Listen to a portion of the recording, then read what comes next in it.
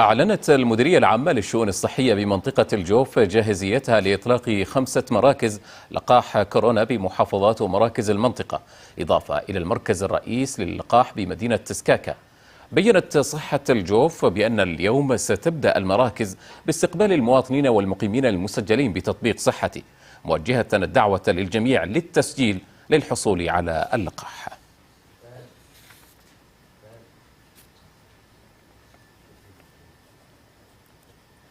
ينضم معنا من سكاكا مراسل الإخباري عبد الرحمن الإبراهيم للحديث عن استعدادات مراكز اللقاح في الجوف.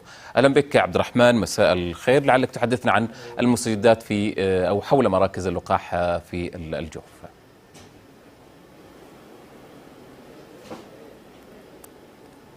نعم أحمد، وزارة الصحة اليوم أعلنت عن إطلاق وتدشين 5 مراكز إضافية في منطقة الجوف، 2 منها في مدينة سكاكا في مركز صحي الربوة ومركز صحي قارة، بالإضافة إلى 3 مراكز في محافظات دومة الجندل وطبرجل وصوير. نتواجد اليوم في المركز الأول للقاح كورونا في مدينة سكاكا، والذي يقع في أرض المعارض شمال مدينة سكاكا. هذا المركز الذي تبلغ طاقته الاستيعابية يوميا قرابة 1000 مستفيد.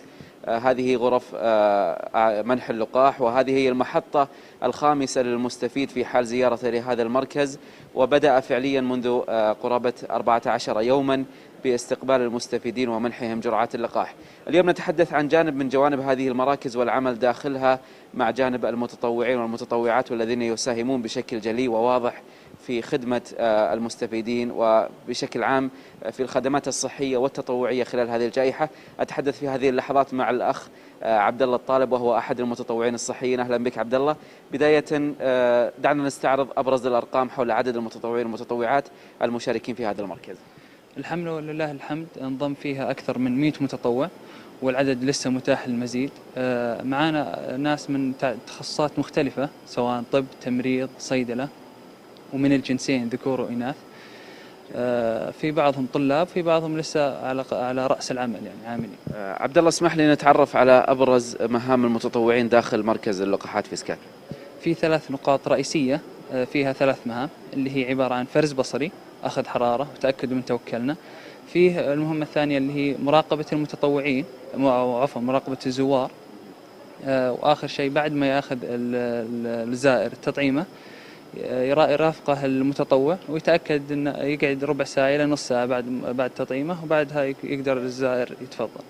طيب، انطباعك أخيرا عن هذا الجانب، جانب التطوع، كيف أضاف لكم كطلاب وممارسين صحيين في مسيرتكم المهنية؟ طبعا التطوع بشكل عام يزيد من مفهوم التعاون والمشاركة بالمجتمع. على صعيد العمل أو على الصعيد الخاص، يعني هو يكسر حاجز الخوف للمتطوع، على أساس أن احنا طلاب يعني ما مارسنا العمل، فيكسر حاجز الخوف هذا. أتمنى لكم التوفيق دوما. أعود لك أحمد، وهذا كان بشكل مختصر المشهد عن تدشين وافتتاح 5 مراكز جديدة للقاحات في سكاكا، وهذا هو المركز الرئيسي كما ذكرت لك مسبقا، الذي بدأ فعليا في استقبال المستفيدين لأخذ جرعة اللقاح. جميل، يعطيك العافية عبد الرحمن الإبراهيم من سكاكا ومن منطقة الجوف حول استعداد وأيضا إطلاق المراكز الجديدة في المنطقة. شكرا لك.